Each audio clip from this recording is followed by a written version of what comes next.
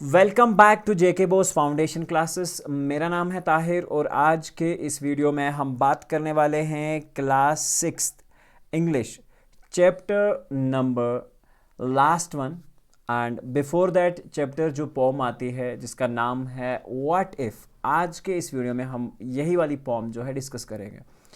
तो इसके बाद इस जो बुक है उसका लास्ट चैप्टर आने वाला है द बनियान ट्री, और उसके बाद ये जो आपकी बुक है वो कंप्लीट हो जाएगी और हम स्विच करेंगे रीडर पार्ट पे। और हर रोज़ आपको रीडर पार्ट का एक दो चैप्टर जो है वो मिलेंगे। तो चलिए शुरुआत करते हैं आज के इस स्पेशल वीडियो की, जहाँ पे हम बात करेंगे द पोम व्हाट इफ़ की। और इससे पहले के सारे लेक्चर्स जो है हमारी चैनल पर आपको मिल जाएंगे। आपको एक बार चैनल की प्लेलिस्ट में जाकर क्लास सिक्स इंग्लिश जो है वो सिलेक्ट करना है, तो आप इजीली उसे देख पाएंगे।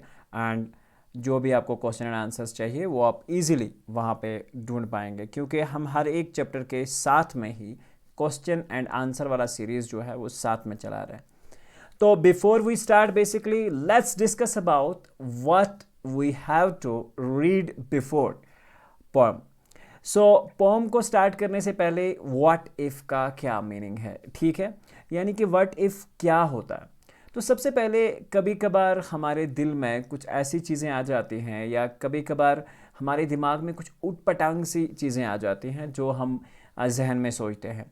अगर आसमान ऊपर ना रह के गिर जाए, ठीक है, अगर ज़मीन गोल घूमना बंद कर दे, ठीक है, अगर ऐसा हो जाए कि बस 10 दिन में हमारे पास बहुत बड़ी बड़ी गाड़ियाँ आ जाएं, ठीक है, या हम ऐसा करते हैं, या अभी जैसे हम कहते हैं हमें बैठे हुए ऐसे ही भूकंप आ जाए। तो ये सारी कुछ ना कुछ जो वहम होते हैं दिल में, या ऐसी सोचें हमेशा से हमारे जहन में आती रहती हैं। और इसी तरह में अगर हम बात करें तो इसी तरह हमारे पास एक और चीज़ है जिसका बारे में हमें यहाँ आज बेसिकली पढ़ना है। वो है कि एक पोम पोम के बारे में हम बात करेंगे। पोम में एक्चुअली क्या है कि व्हाट इफ़ क्या होता है, ठीक है। अब यही इस तरह की सारी सारी सोचें जो हैं वो हम डिस्कस करेंगे। तो before we read, are there times when your mind fills with fear. क्या कभी कभार ऐसा हो जाता है कि आपके माइंड में कुछ ऐसी चीज़ें आ जाती हैं जिससे आपके दिल में कुछ डर लगने लगता है, या कभी कभार डर से ऊट पटांग सी जो चीज़ें हैं वो जहन में आने लगती हैं। तो have you ever thought of that, क्या आपने उस फियर के बारे में फिर सोचा है और फिर उसको कॉन्कर करने की कोशिश की है कि ये क्यों होता है। What if some dangerous happens to me or the people around me. क्या होगा अगर मेरे साथ या जो मेरे इर्द गिर्द लोग रहते हैं उनके साथ कुछ ना कुछ डेंजर जो है वो हो जाए, ठीक है। तो ये सारी चीज़ें जहन में तो अक्सर आती रहती हैं, ठीक है।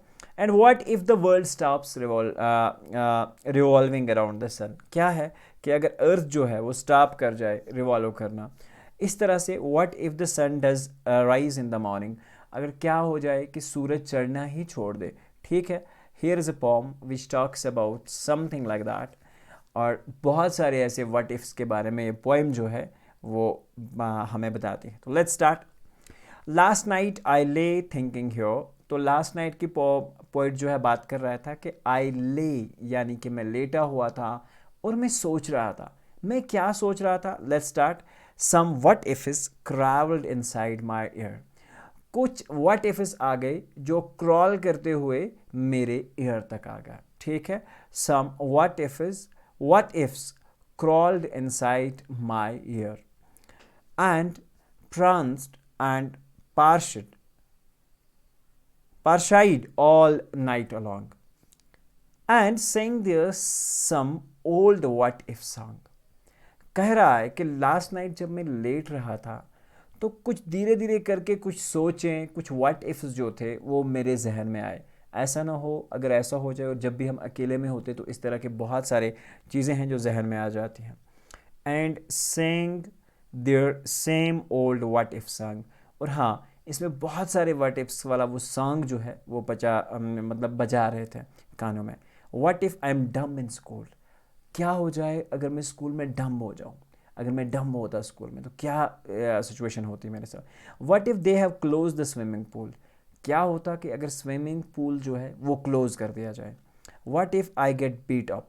ठीक है। व्हाट इफ़, क्या होगा कि अगर मुझे पिटाई हो जाए या मुझे कोई मेरी पिटाई कर दे, ठीक है। What if there is a poison in my cup, क्या ऐसा हो सकता है मेरे कप में कोई जहर डाल दे, ठीक है।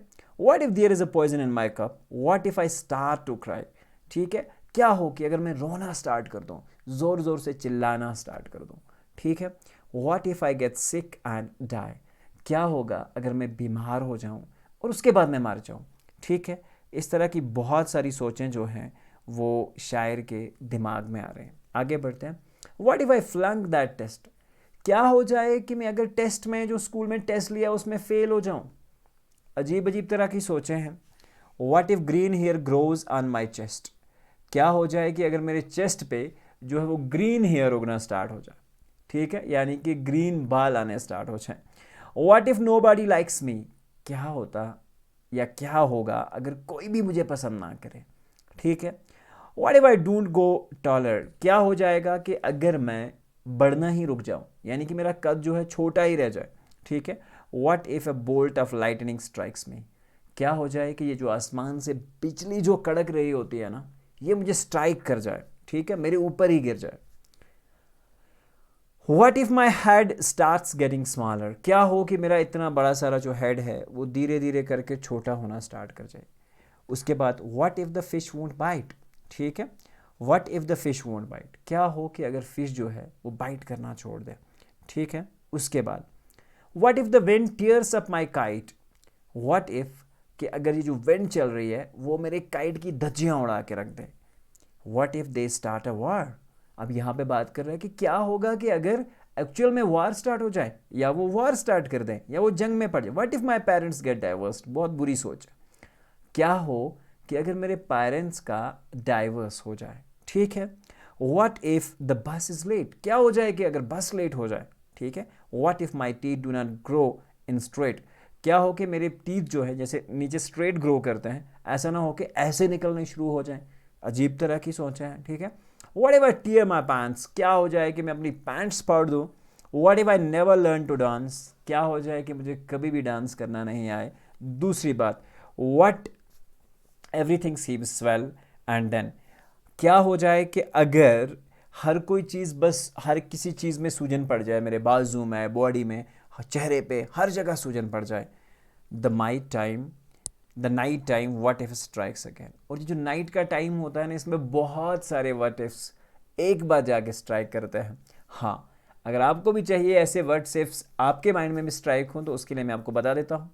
आपको अपने कमरे के लाइट्स को जो है वो ऑफ करना है और अकेले सो जाना है, ठीक है। और धीरे धीरे करके आपको देखना है कि इस अंधेरे में से कौन आ रहा है, कौन है, और फिर बहुत सारे व्हाट इफ्स आपको भी स्ट्राइक कर सकता है। तो शील सिल्वर्स्टन की ये एक बहुत प्यारी सी पॉम है, ठीक है। बहुत ही चाइल्ड की इमेजिनेशन है कि किस तरह से एक चाइल्ड जो है वो एक्चुअल में सोचता है कि मैं क्या कर सकता हूँ या किन चीज़ों के बारे में उसे ज़्यादा फ़िक्र जो है वो हो रही है। तो ये है। तो चलिए आप बात करते हैं इस पॉम के क्वेश्चन एंड आंसर्स के बारे में। व्हाट इफ़ पॉम है क्लास 6 इंग्लिश की। पहला क्वेश्चन है, who is the speaker in the poem. इस पॉम में स्पीकर कौन है? The speaker in the poem is the poet Shel Silverstein, ठीक है। तो ये इसके पॉइंट है। What your partner with your partner list out the happenings the speaker is worried about. तो इसमें ऑब्वियसली बहुत सारी ऐसी हैपनिंग्स हैं जिनके बारे में स्पीकर जो है वो एक्चुअली वरी होता है। बहुत सारी चीज़ें ऐसी हैं जैसे व्हाट इफ़ द डम बट इफ़ ही इज़ डम इन द स्कूल, अगर वो स्कूल में डम हो जाए। What if he swimming pool is closed, what if he is beaten up, what if here is poison in the cup. तो ऐसे बहुत सारी चीज़ें हैं जो हमने नीचे तक लिख के रखी हुई हैं, ठीक है। तो चलिए उसके बाद है question number third one. Why do you think he has these worries? Can you think of ways to get rid of such worries? ये एक्चुअली में सारी चीज़ें ख्याल में होती हैं, इनका कोई हकीकत नहीं होता है।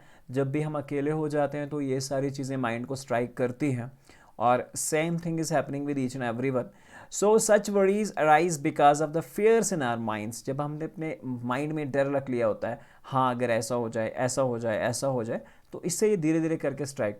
लेकिन अगर आप माइंड में रहे हुए नहीं, बिंदास पॉजिटिव नींद लेके सो जाओगे तो कोई मसला नहीं होने वाला। Some such fears arise when we see something similar happening around this. हाँ, कभी कभार हम कोई चीज़ें देखते हैं जो बहुत जल्दी हो जाती है या अचानक हमारे इर्द गिर्द हो जाती हैं, तो उससे ये सारी चीज़ें जहन में आ जाती हैं।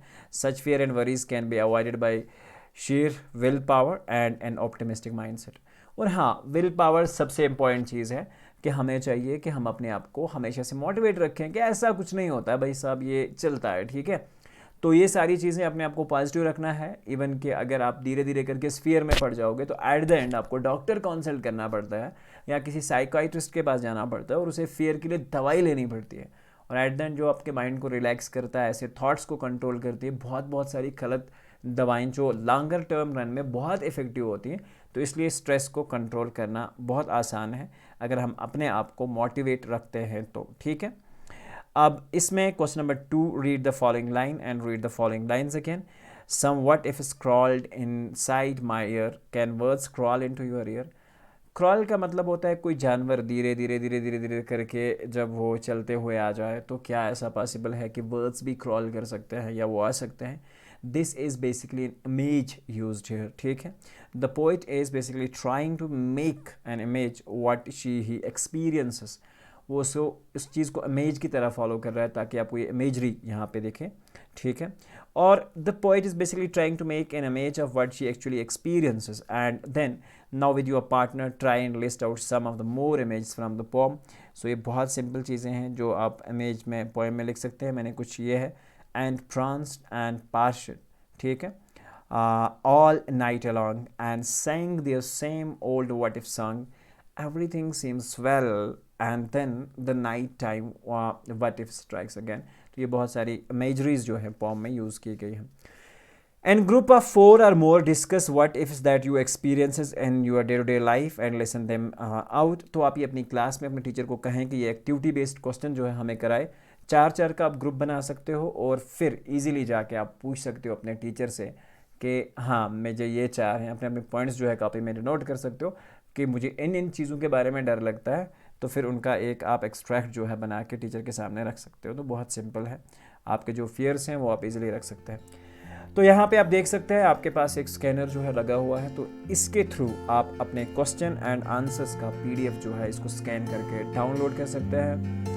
तो चलिए मिलते हैं एक नए वीडियो में। जब तक के लिए अपना रखोगे आप ढेर सारा ख्याल, और तब तक के लिए जब तक हम बनियान ट्री लेके आते हैं। So thank you each and everyone, take your time now and goodbye, see you again in the chapter the banyan tree.